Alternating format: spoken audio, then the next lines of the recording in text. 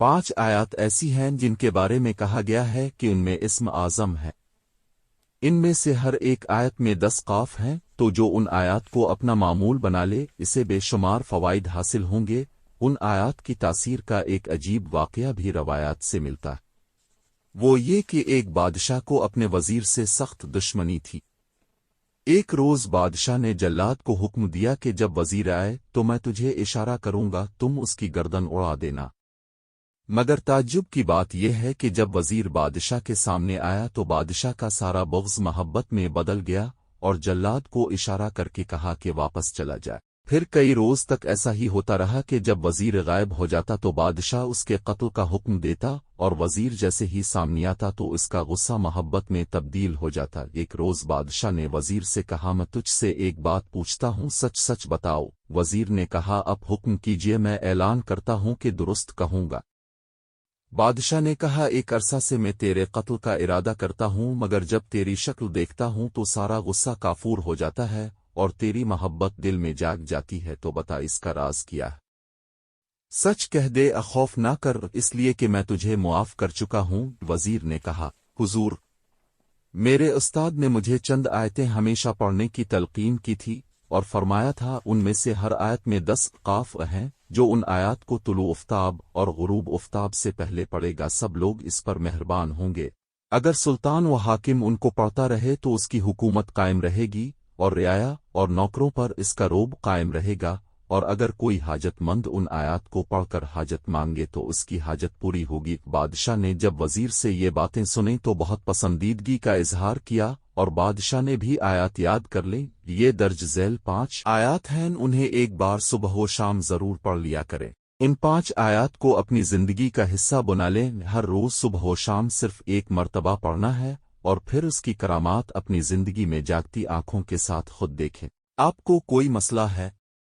گھریلو حالات خراب ہیں، گھر میں ہر وقت لڑائی جھگڑے رہتے ہوں، میاں بیوی یا گھر کے دیگر افراد ایک دوسرے کی شکل دیکھنا پسند نہیں کرتے، کاروبار حالات ٹھیک نہیں، گاہک دکان پر نہیں آتا، جادو و بندش نظر بد ہے، تو ان آیات سے اپنی پریشانیاں بیگائے اور سکون سے جینے کا گار سیکھ لے۔ یہ درج ذیل 5 آیات ہیں، انہیں ایک بار صبح و شام ضرور پڑھ لیا کریں۔ ألم تر إلى الملأ من بني إسرائيل من بعد موسى إذ قالوا لنبي له مبعث لنا ملكا نقاتل في سبيل الله قال هل عسيتم إن كتب عليكم القتال ألا تقاتلوا قالوا وما لنا ألا نقاتل في سبيل الله وقد أخرجنا من ديارنا وأبنائنا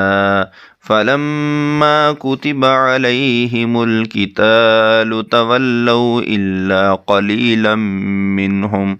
والله عليم بالظالمين لقد سمع الله قول الذين قالوا إن الله فقير ونحن أغنياء سنكتب ما قالوا وقتلهم الأنبياء بغير حق ونقول ذوقوا عذاب الحريق ألم تر إلى الذين قيل لهم كفوا أيديكم وأقيموا الصلاة وآتوا الزكاة فلما كتب عليهم القتال إذا فريق منهم يخشون الناس كخشية الله أو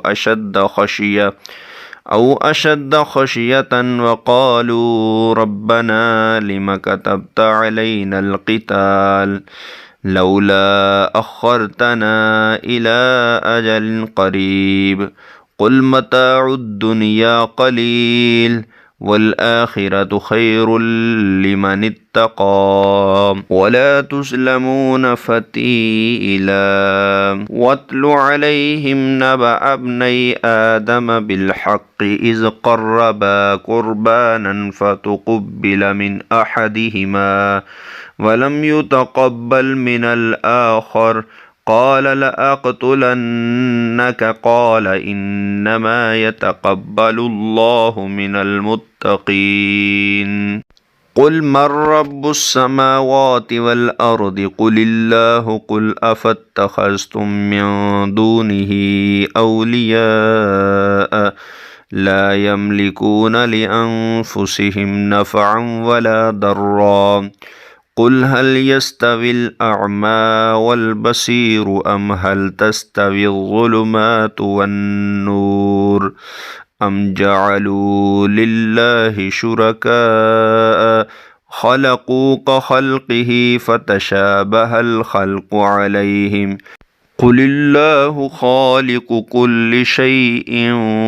وهو الواحد القهار